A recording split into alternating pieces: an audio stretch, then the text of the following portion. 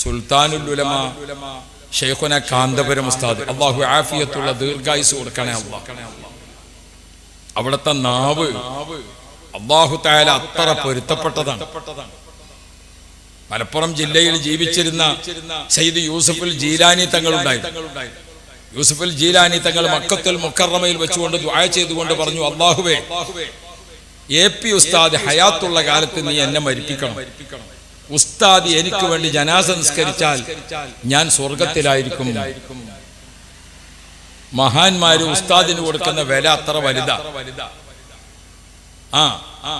13,500 സഖാഫികളായ പണ്ഡിതന്മാരെ ലോകത്ത് ദായികളായി വിന്യസിച്ച തുല്യതയില്ലാത്ത ലോകത്തിലെ പണ്ഡിതനാണ് കാന്തപുരം ഉസ്താദ്. ഒരൊറ്റ ദിവസം രാവിലെ സുബഹി നിസ്കരിച്ച് രാവിലെ 9 മണിയാകുമ്പോഴേക്കും ലക്ഷക്കണക്കിന് സ്വലാത്തുകൾ കേരളത്തിൽ നിന്ന് മദീന മുനവ്വറയിലേക്ക് അയച്ചുകൊണ്ടിരിക്കുന്ന മഹാപാണ്ഡിത്യത്തിന്റെ ഉടമയാണ് കാന്തപുരം ഉസ്താദ്. ഉസ്താദ് ബുഖാരി ദർസ് നടത്താൻ ഇരുന്നാൽ സുബ്ഹാനല്ലാഹ്, ഓൺലൈനിൽ ആ ദർസ് ഈജിപ്തുകാർ കേൾക്കുകയാണ്, മൊറോക്കോക്കാർ കേൾക്കുകയാണ്, അത് മലേഷ്യക്കാർ കേൾക്കുകയാണ്, അത് ഉസ്ബെക്കിസ്ഥാനിൽ കേൾക്കാൻ അവിടെയൊക്കെയുള്ള പണ്ഡിതന്മാർ ബുഖാരി ദർസ് കേൾക്കുകയാണ്. ആ ബുഖാരി ദർസിലിരിക്കുന്ന ആളുകൾ ഉസ്താദ് അൻ അബീ ഹുറൈറത റളിയല്ലാഹു അൻഹു ഖാല റസൂലുള്ളാഹി, ആയിരക്കണക്കിന് ആളുകൾ ഒരേ സമയത്ത് സ്വലാത്ത്. പ്രിയപ്പെട്ട മുഅ്മിനുകളെ, ആ ബഹുമാനപ്പെട്ട സുൽത്താനുൽ ഉലമ അവിടുത്തെ ശറഫാക്കപ്പെട്ട നാവുകൊണ്ട് ബഹുമാനപ്പെട്ട ഉസ്താദ് അവർകൾ വിളിച്ചതാണ് ഷറഫ്. ബഹുമാനപ്പെട്ട ഷറഫുസ് സാദാത്ത്. ആ സ്ഥാനപ്പേര് ഉസ്താദിന്റെ നാവുകൊണ്ടാണ് പ്രഖ്യാപിച്ചത്. അല്ലാഹുവേ, സയ്യിദ് അവർകൾക്ക് നീ ആഫിയത്ത് കൊടുക്കണേ അല്ലാഹ്. ഓ പ്രിയപ്പെട്ടവരെ, അല്ലാഹു നമ്മുടെ ശരീരത്തിൽ ഫിറ്റ് ചെയ്ത ഏതൊരു അവയവവും അതിന് വില കണക്കാക്കാൻ പറ്റില്ല, അത്ര വലുതാണ് അല്ലേ? കേൾവി ശക്തി കുറഞ്ഞുപോയി, കേൾവി ശക്തി ഇല്ലാതായി. അത് ഇല്ലാതാകുന്ന സമയത്ത് ഇപ്പോ ഈ മൈസൂരിലൊക്കെ ഒരു മെഡിക്കൽ കോളേജ് ഉണ്ട്, സ്പീക്കിംഗ് ആൻഡ് ഹിയറിംഗ് അല്ലേ? അവിടെ പോയാൽ നമുക്ക് ഏത് കിട്ടും? കേൾവി ഇല്ലാത്ത ആളുകൾക്ക് ചെവിയിൽ വെക്കാൻ ഒരു മെഷീൻ കിട്ടും. പക്ഷെ വല്യപ്പാക്ക് അത് വാങ്ങിക്കൊടുത്തിട്ട് മൂപ്പര് വെക്കണില്ല. അപ്പൊ എന്താ? ഇതിലുള്ള സൗണ്ട് ഉണ്ട്. ഇതിലെ സൗണ്ട് രാവിലെ കോഴിക്കൂട് തുറന്നിട്ട് ഒരു കോഴിക്കുഞ്ഞ് പിപ്പി എന്ന് പറഞ്ഞാൽ ഇതിൽ പൊപ്പോന്നാ കേൾക്കാം. പിന്നെ എങ്ങനെ ഇത് വെക്കുക?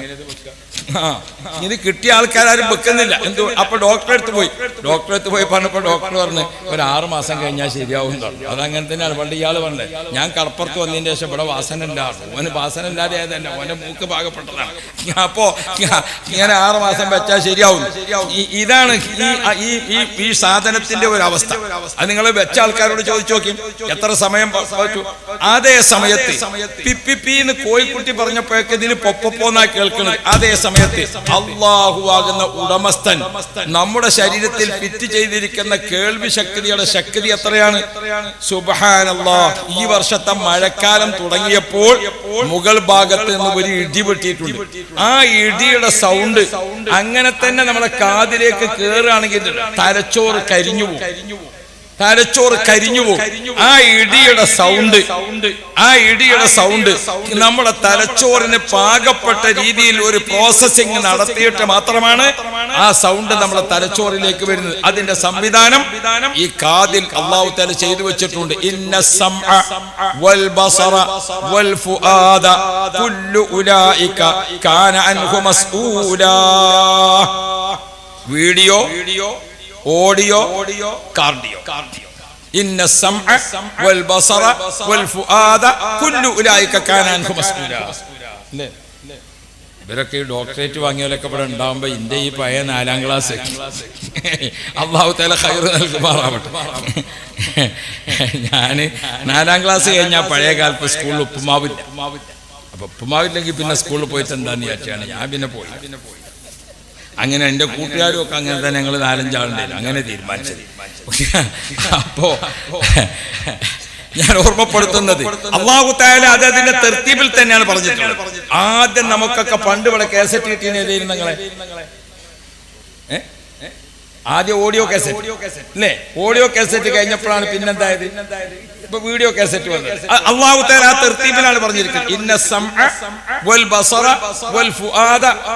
3 or 4 ആയത്തുകൾ ഇതുമായി ബന്ധപ്പെട്ട് അവിടെ ഒന്നും തർത്തീബ് തെറ്റാതെയാണ് ആയത്തുകളൊക്കെ. ആദ്യം പറയുന്നത് ഏതാണ്? കേൾവി. ഉമ്മയുടെ ഗർഭാശയം മുതൽക്ക് പ്രവർത്തിക്കാൻ തുടങ്ങുന്ന അവയവമാണ് ഏത്? കാത്. ഉമ്മ ഖുർആൻ ഓതിക്കൊണ്ടിരിക്കുന്നു, കുട്ടി ഗർഭാശയത്തിൽ കുട്ടി ഇരിക്കുന്ന സമയത്ത് ഉമ്മ ഇങ്ങനെ ഓതിക്കൊണ്ടിരിക്കുമ്പോൾ, ഗർഭാശയം എന്ന് പറഞ്ഞാൽ ഒരു മിനി സ്വർഗമാണ്. ഗർഭാശയം എന്ന് പറഞ്ഞാൽ ഒരു മിനി സ്വർഗമാണ്. എന്താ സ്വർഗത്തിന്റെ പ്രത്യേകത? സ്വർഗത്തിൽ അസൂയല്ല, അതന്നെയാണ് വലിയ സംഗതി. അല്ലേ? സ്വർഗത്തിൽ മെഡിക്കൽ കോളേജ് ഇല്ല, അതാണ് അവിടേക്ക് പോകാൻ നമുക്ക് വലിയ ആഗ്രഹം വരുന്നത്. സ്വർഗത്തിൽ അങ്ങനെ ഡോക്ടർ ഹോസ്പിറ്റലൊന്നുമില്ല. അല്ലേ? അതന്നെ നമ്മുടെ ഉമ്മാന്റെ ഗർഭാശയത്തിൽ ഇങ്ങനെ നോക്കിയാൽ സ്വർഗത്തിൽ പിന്നെ LDF UDF അങ്ങനത്തെ സംഗതി ഒന്നും അതുമില്ല അവിടെ. അതാണല്ലോ ഉമ്മയുടെ ഗർഭാശയത്തിൽ 2 കുട്ടികൾ താമസിക്കാണെച്ചാൽ നല്ല സുഖ, നല്ല റാഹത്തായിട്ട് താമസിക്കുക. അല്ലേ? നിങ്ങൾ ഇതുവരെ കേട്ടു 2 കുട്ടികളുള്ള ഉമ്മാന്റെ ഗർഭാശയത്തിന് ഒരു കുട്ടി നേരത്തെ പോന്നു, അന്നെ മറ്റോൻ തിരക്കിയിട്ട് അവിടെ കിടക്കാനയക്കണ്ടേ, അങ്ങനെ ബുദ്ധിമുട്ടായിട്ട് പോകുന്നതാണ്. അങ്ങനെ കേട്ടോ, 2 കുട്ടികളുള്ള ഒരു കുട്ടിനെ പ്രസവിച്ച് നോക്കുമ്പോൾ അതിന്റെ പുറത്തൊക്കെ ഭയങ്കര മുറിവ്, മറ്റേ ആള് മാന്തിയതാണ്. അങ്ങനത്തെ ഒരു കുഴപ്പം അവിടെ ഉണ്ട്. സ്വർഗം, ഉമ്മയുടെ ഗർഭാശയം ഒരു മിനി സ്വർഗമാണ്. എന്താ സംഗതി?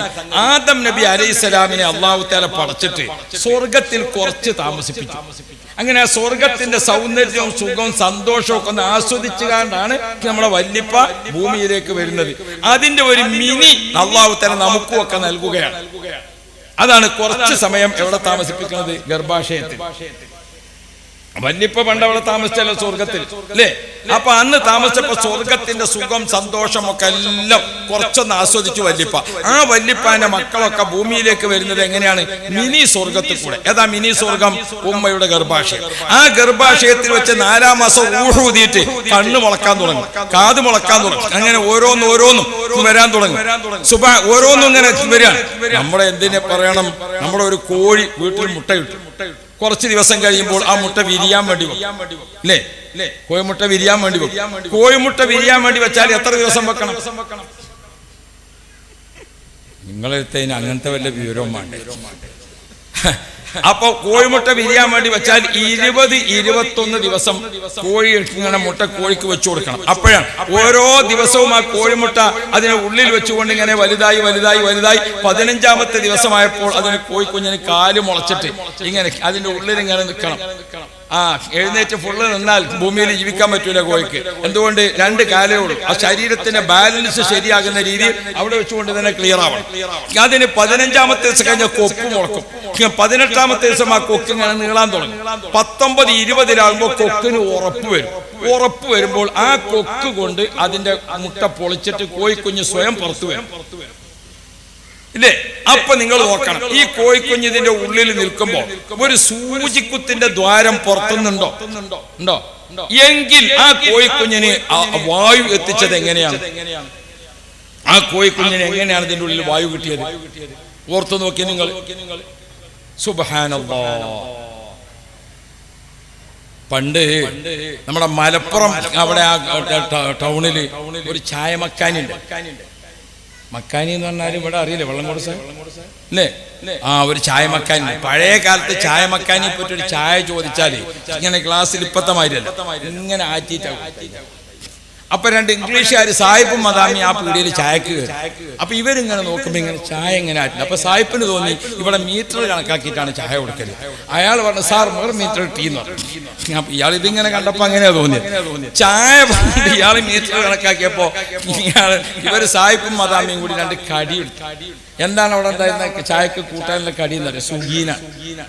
സുഗീൻ വാങ്ങിയിട്ട് പൊട്ടിച്ചു നോക്കുമ്പോ ഇതിന്റെ ഉള്ളിൽ മുഴുവനും ചെറുപയര്. പൊട്ടിച്ച സായിപ്പ് അങ്ങനെ തന്നെ ഇത് മൂടി. ഇത്രയും ചെറുപയർ ഇതിന്റെ ഉള്ളിൽ എങ്ങനെ നിറച്ചു എന്ന് അയാൾ നോക്കി. പുറത്തൊരു ദ്വാരമില്ലാതെ ഇതെല്ലാം ഇതിന്റെ ഉള്ളിൽ എങ്ങനെയായി? പൊട്ടിച്ച സുഗീൻ പോലും കഴിച്ചു.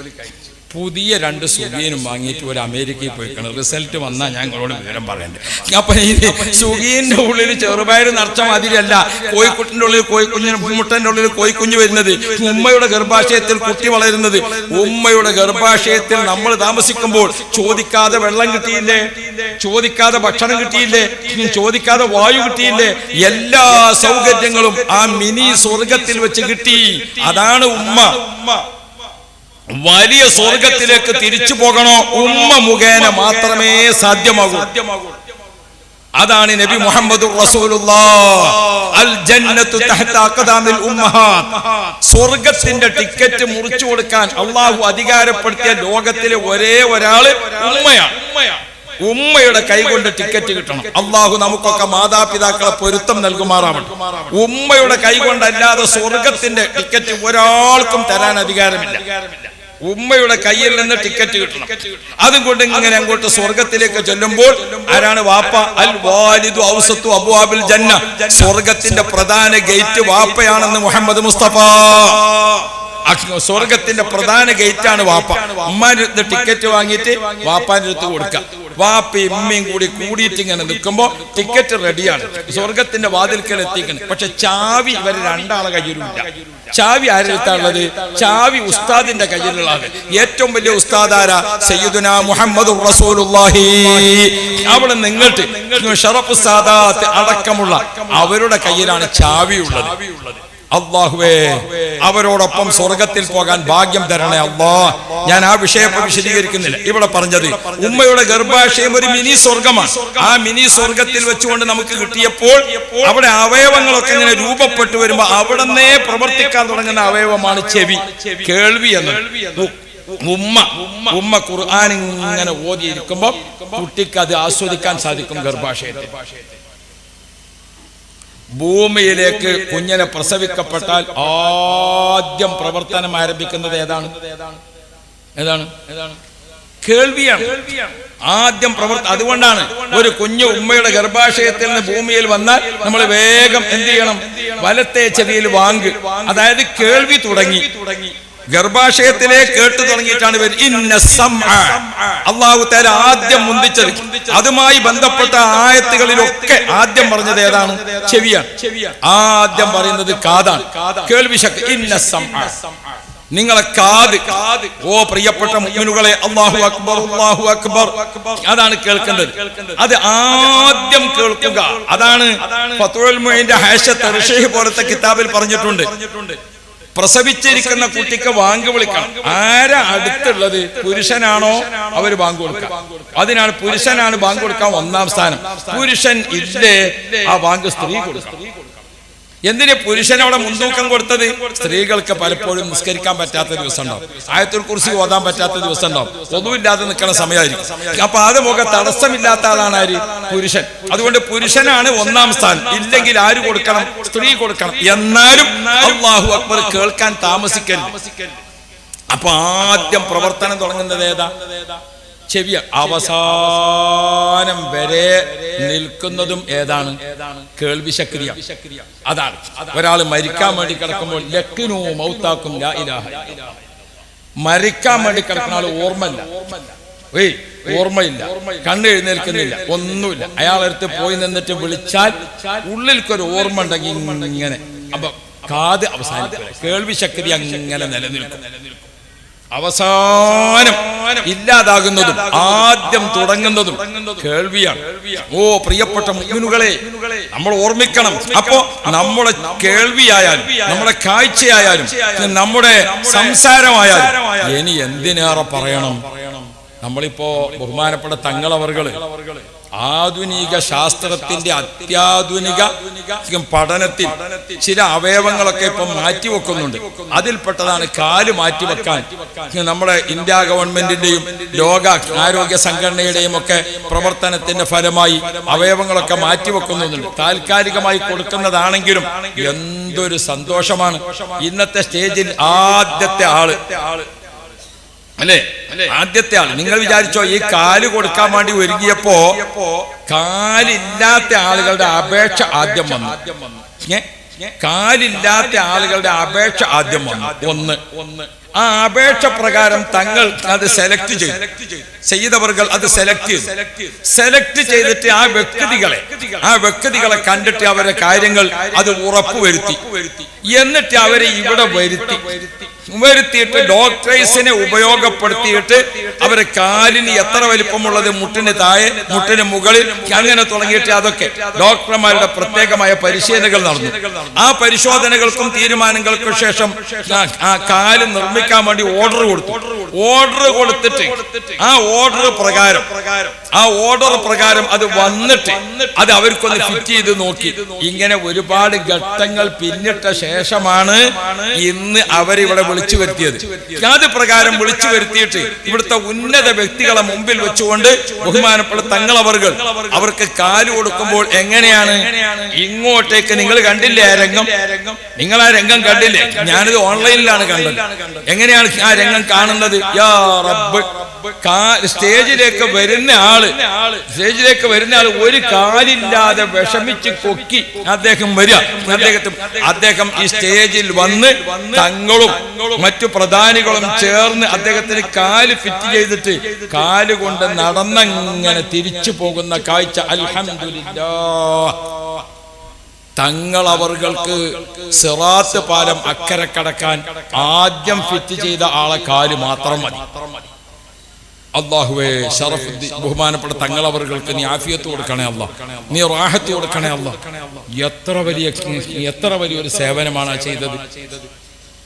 എന്റെ പ്രിയപ്പെട്ട മുഅ്മിനുകളെ, അങ്ങനെ എത്ര ആളുകൾക്കാണ് കൊടുത്തത്?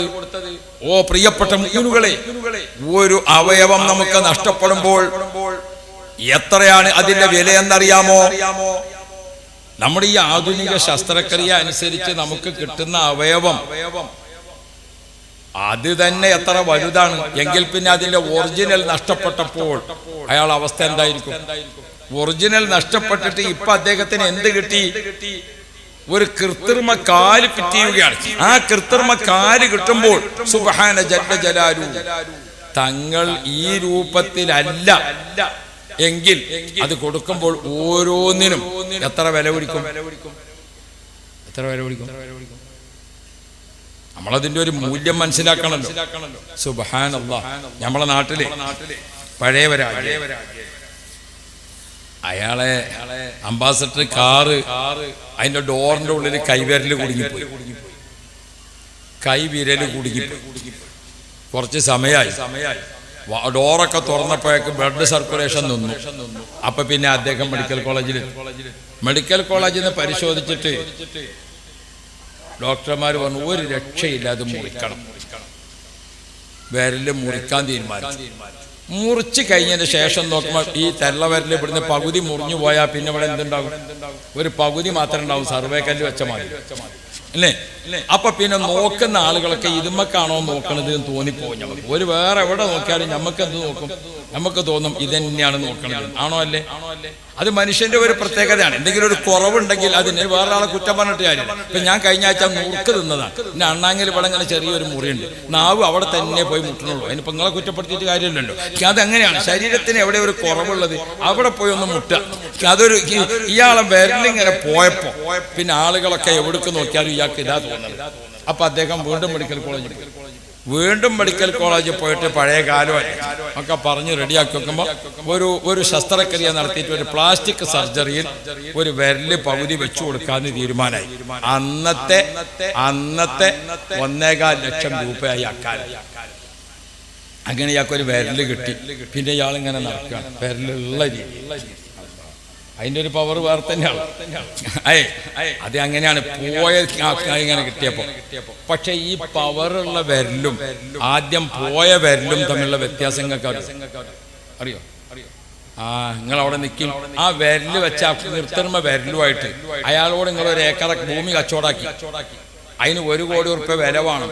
ഈ പ്ലാസ്റ്റിക്കിന്റെ വിരലുകൊണ്ട് ഒപ്പിടാൻ വന്നാൽ നിങ്ങൾ പൈസ കൊടുക്കോ? വഫി അൻഫുസികും അഫലാ തഅഖിലൂൻ.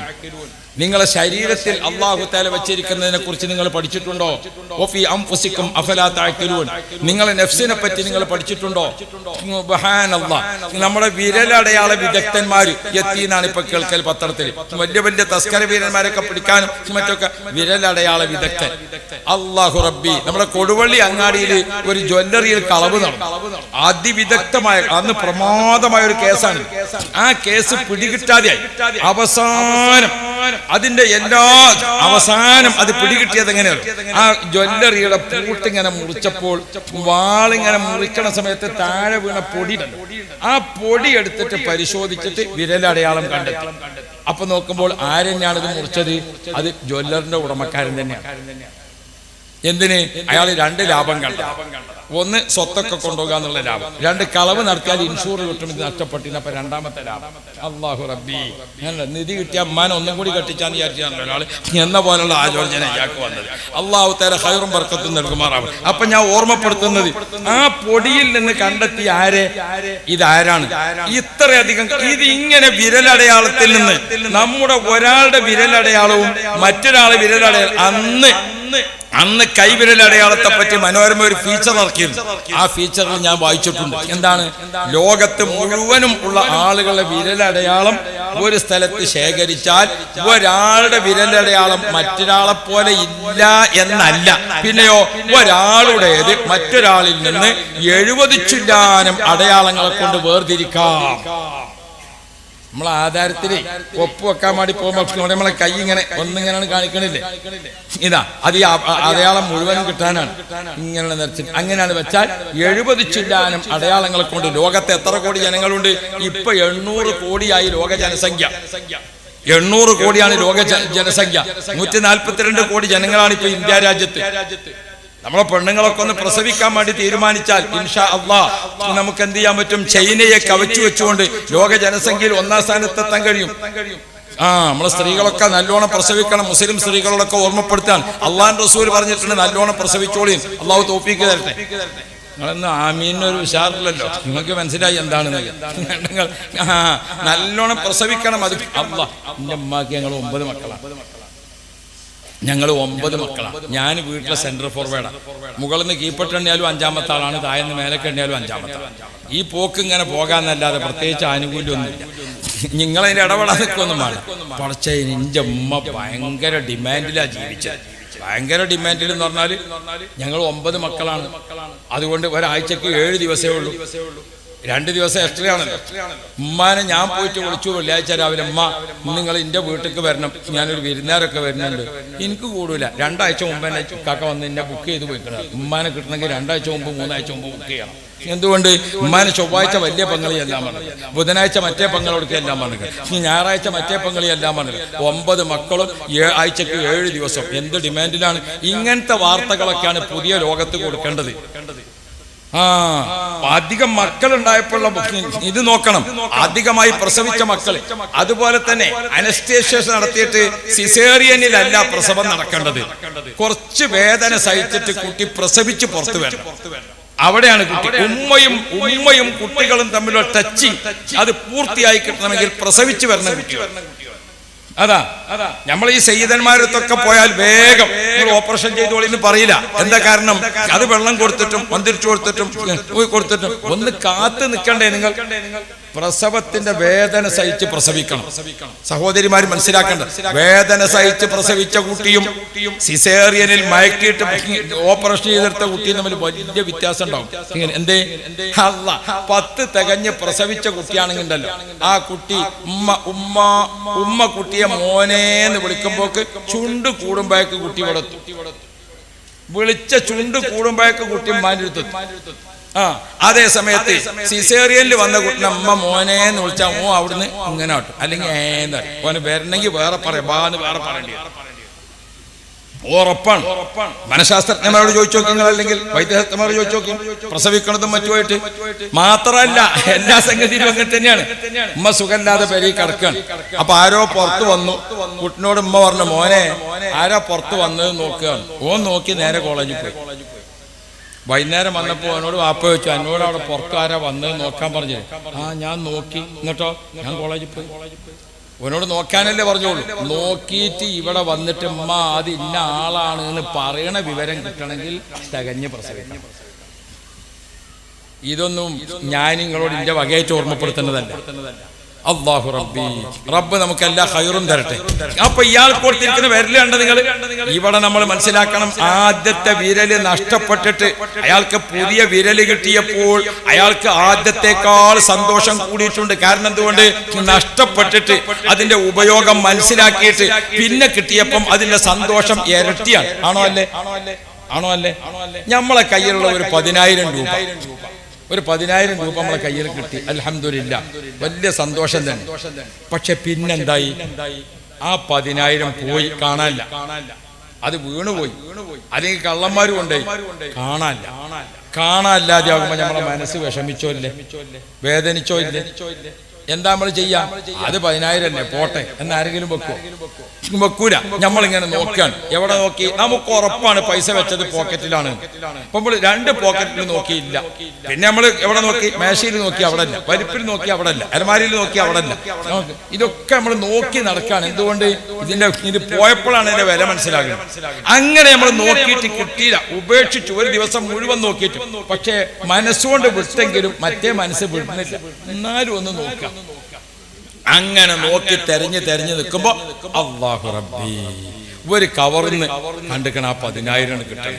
ഞങ്ങളോടൊന്ന് നേര് ചോദിക്കട്ടെ, ഈ 10,000 ആദ്യം കിട്ടിയപ്പോഴാണോ സന്തോഷം അധികം, ഇപ്പൊ വീണ് പോയിട്ട് രണ്ടാമത് കിട്ടിയപ്പോഴാണോ? ഏതാ? അത് നിങ്ങൾ പറഞ്ഞിട്ടേ ഇനി വയറിൽ അപ്പുറം പോകും. ഏതാണ്? വീണ് പോയിട്ട് രണ്ടാമത് കിട്ടിയപ്പോൾ ഇല്ലേ? അള്ളാഹു അങ്ങനെ തന്നെയാണ്. അള്ളാഹുവിന്റെ രീതി അങ്ങനെ തന്നെയാണ്. തെറ്റ് ചെയ്തിരിക്കുന്ന ആളുകൾ അള്ളാഹു തആലക്ക് വഴിപ്പെട്ട് ജീവിക്കാനാ മനുഷ്യനെ പഠിച്ചത്. മനുഷ്യൻ തെറ്റ് ചെയ്തിട്ട് അള്ളാഹുമായി അകന്നു പോയിട്ട് പിന്നെ ഓൻ പറ്റപ്പോയി. ഒരു 3 കൊല്ലത്തിന് ഓനെ കാണാനില്ല, ഓൻ പറ്റ നഷ്ടപ്പെട്ടു. പിന്നെ ഒരു ഉസ്താദിന്റെ വഅദ് കേട്ടു, പടച്ചോനെ ഖബറിൽ ഇടിയുണ്ട്, ഖബറിൽ ഒലക്കുണ്ട്, ഖബറിൽ വാളുണ്ട്, ഖബറിൽ കുന്തണ്ട്, ഖബറിൽ പാമ്പുണ്ട്. ഇങ്ങനെ ഒരുപാട് ഉപദേശങ്ങളൊക്കെ റമളാൻ 1 മുതൽക്ക് കേട്ടു. പടച്ചോനെ ആഖിറത്തെ പറ്റി ചിന്ത വന്നു. ഓൻ തൗബ ചെയ്തു. തൗബ ചെയ്തിട്ട് 27-ാം രാവിനെ അള്ളാഹുവിന്റെ കാൽക്കലെത്തി. ബഹുമാനപ്പെട്ട തങ്ങളവറുകളെ ഉപ്പാപ്പ ദുആ ചെയ്തു കൊടുത്തു. അയാൾക്ക് ഹിദായത്ത് തിരിച്ചു കിട്ടി. അല്ലാഹു റബ്ബി, രണ്ടാമത് അയാൾ വന്നിട്ട് അല്ലാഹ് കൈ ഉയർത്തുമ്പോൾ അള്ളാഹുവിന്റെ സന്തോഷം വർദ്ധിക്കുമെന്ന് മുഹമ്മദുർ റസൂലുള്ളാഹ്. തൗബ ചെയ്തു വരുന്ന ആളുകളെ അല്ലാഹു തആലക്ക് അത്ര ഇഷ്ടമാണ് എന്ന് വെച്ചാൽ വീണ് പോയത് രണ്ടാമത് കിട്ടുന്നു. അതിന്റെ കാര്യം എന്താണ്? ഈ സാധനത്തിന്റെ വില നമുക്ക് മനസ്സിലായിട്ട് പിന്നെ കിട്ടുകയാണ്. ഇതേപോലെ കാലില്ലാതെ എഴുന്നേറ്റ് നിൽക്കാൻ വയ്യാതെ, നടക്കാൻ വയ്യാതെ, ഇരിക്കാൻ വയ്യാതെ, സുജൂദ് പോകാൻ കഴിയാതെ, റുകൂഇൽ മര്യാദക്ക് നിൽക്കാൻ കഴിയാതെ ഇരുന്ന് നിസ്കരിച്ചിട്ടും ഒരു സഭയിൽ ഭക്ഷണം കഴിക്കാൻ വേണ്ടി കൂടിയാൽ മൂപ്പർക്ക് വേറെ തന്നെ ഇരിക്കാൻ വയ്യ. ഇനി അഥവാ ഇരുന്നാൽ തന്നെ കാലിങ്ങനെ നീട്ടിയിട്ടിരിക്കാൻ, മറ്റേ കാല് നീട്ടണം, ഇത് ചുരുക്കി. യാ റബ്ബ് യാ റബ്ബ്. അയാളെ കാലില്ലാത്തതിന്റെ എല്ലാ വിഷമവും അയാൾ അനുഭവിച്ചിട്ടുണ്ട്. ഇവിടെ കാല് മാറ്റി വെച്ചിരിക്കുന്ന ആളുകളെ കൂട്ടത്തിൽ ഒരാൾ 60 വയസ്സ്, കേക്ക് കാലില്ലാതായിട്ട് കൊല്ലം എത്രയായി? അങ്ങനെ കാലില്ലാതെ വിഷമിച്ച് കണ്ണീർ കഴുത്തിൽ ആ വിഷമം നല്ലപോലെ അനുഭവിച്ചിരിക്കുന്ന അദ്ദേഹത്തിന് ബഹുമാനപ്പെട്ട തങ്ങളുപ്പാപ്പ ഈ കേന്ദ്രത്തിൽ വെച്ചുകൊണ്ട് മഹാന്മാരൊക്കെ സാക്ഷി നിർത്തിയിട്ട് നേരെ ഒരു കാല് അദ്ദേഹത്തിന് ഫിറ്റ് ചെയ്തിട്ട് ഇങ്ങോട്ട് എടുത്തു കൊണ്ടുവന്ന ആൾ അങ്ങോട്ട് കാലിൽ നടന്നു പോകുമ്പോൾ വീണുപോയിരിക്കുന്ന 10,000 രണ്ടാമത് തിരിച്ചു കിട്ടിയപ്പോൾ എത്രയാണ് സന്തോഷം എങ്കിൽ ഇയാൾക്ക് മാന്യമായിട്ട് നടക്കാനുള്ള 2 കാലിൽ നടക്കാനുള്ള ഒരു സൗകര്യം കിട്ടിയപ്പോൾ അയാളെ മനസ്സിന്റെ സന്തോഷം എത്രയാണ്. ഇന്ത്യ മഹാരാജ്യം നാം ഒരു വലിയ തറവാടാണ് ഇന്ത്യ. ആ തറവാട്ടിൽ നമ്മൾ താമസിക്കുമ്പോൾ വിവിധ തരം ജനങ്ങളുണ്ട്, വിവിധ തരക്കാരുണ്ട്. നിറത്തിൽ വ്യത്യാസമുള്ളവർ, ഭാഷയിൽ വ്യത്യാസമുള്ളവർ, സംസ്കാരത്തിൽ വ്യത്യാസമുള്ളവർ, ആരോഗ്യത്തിൽ വ്യത്യാസമുള്ളവർ, തൊഴിലിൽ വ്യത്യാസമുള്ളവർ, സംസ്കാരത്തിൽ വ്യത്യാസമുള്ളവർ, വൈവിധ്യമാണ് ഇന്ത്യ. ആ വൈവിധ്യമായ ഇന്ത്യയിൽ കാലില്ലാത്ത ആളുകൾക്ക് തങ്ങളുപ്പാപ്പ കാല് കൊടുത്തപ്പോൾ ജാതി നോക്കിയിട്ടില്ല, മതം നോക്കിയിട്ടില്ല, രാഷ്ട്രീയം നോക്കിയിട്ടില്ല. ഇത് മുത്തുനബിയുടെ പേരക്കുട്ടിയാണ്. അല്ലാഹുവിന്റെ റസൂലിന്റെ രക്തം ശരീരത്തിൽ സഞ്ചരിച്ചു കൊണ്ടിരിക്കുന്ന കുടുംബത്തിലെ അംഗമാണ് ഉപ്പാപ്പ മുഹമ്മദുർ റസൂലുള്ളാഹ്. അവിടെന്ന് പഠിപ്പിച്ചു കൊടുത്തതേ ഇവിടുത്തെ പ്രവൃത്തിയിൽ വരികയുള്ളൂ. ബഹുമാനപ്പെട്ട താജുൽ ഉലമ ഉള്ളാളത്തെ ഉപ്പാപ്പയുടെ ശിഷ്യത്വം സ്വീകരിച്ചിരിക്കുന്ന പണ്ഡിതനാണ്. ഓ പ്രിയപ്പെട്ട സഹോദരന്മാരെ, ബഹുമാനപ്പെട്ട സുൽത്താൻ ഉലമയുടെ ഷറഫാക്കപ്പെട്ട നാവുകൊണ്ട് ഷറഫുസ്സാദാത്ത് എന്ന പദവി കിട്ടിയിരിക്കുന്ന മഹാനാണ്. ബഹുമാനപ്പെട്ടവർ ആ കാല് കൊടുത്ത കൂട്ടത്തിൽ വിവിധ മതക്കാരുണ്ട്, വിവിധ രാഷ്ട്രീയക്കാരുണ്ട്, വിവിധ തരക്കാരുണ്ട്. അവിടെ കാലില്ലാത്ത മനുഷ്യൻ എന്ന് മാത്രമേ നോക്കിയിട്ടുള്ളൂ. ലോകമേ, ഇന്ത്യ രാജ്യത്തെ ഉത്തരവാദപ്പെട്ട ജനകോടികളെ, നിങ്ങൾ ഇസ്ലാമിനെ പഠിക്കൂ, നിങ്ങൾ മുസ്ലിങ്ങളെ മനസ്സിലാക്കൂ. ഞങ്ങൾ ഒരിക്കലും ഈ രാജ്യത്ത് തീവ്രവാദികളല്ല, ഉഗ്രവാദികളല്ല, ഞങ്ങൾ ആരും മനുഷ്യത്വത്തിന് ശത്രുക്കളല്ല. ഞങ്ങൾ ഈ രാജ്യത്തിന് മതമില്ല, ഇന്ത്യ രാജ്യത്തിനൊരു മതമില്ല, ഇന്ത്യ രാജ്യത്തിന് മനുഷ്യത്വമാണുള്ളത്. അതുകൊണ്ടാണ് ദൈവനാമത്തിൽ എന്ന് ആരംഭിക്കാൻ ഇന്ത്യൻ ഭരണഘടന പറഞ്ഞപ്പോൾ ഭരണഘടനാ ശില്പികളായ ഡോക്ടർ അംബേദ്കർ സാറിനെ പോലുള്ള ആളുകൾ അന്ന് ഇന്ത്യൻ ഭരണഘടന തയ്യാറാക്കിയിട്ട് അത് ലോകത്തിന് മുമ്പിൽ സമർപ്പിച്ചപ്പോൾ we the people, നാം മനുഷ്യർ, നാം മനുഷ്യർ, നാം മനുഷ്യർ. ഇന്ത്യയിലെ ജനങ്ങൾ, മുസ്ലിങ്ങൾ, അതുപോലെ തന്നെ ക്രൈസ്തവർ, ബുദ്ധമതക്കാർ ആ മതങ്ങളെ നോക്കിയിട്ടല്ല, മനുഷ്യരെ നോക്കിയിട്ടാണ്. ഇവിടെ കാലില്ലാത്തവർക്ക് കാല് കൊടുത്തപ്പോൾ മനുഷ്യൻ എന്ന പരിഗണന വെച്ചുകൊണ്ടാണ് വെച്ചിട്ടുള്ളത്.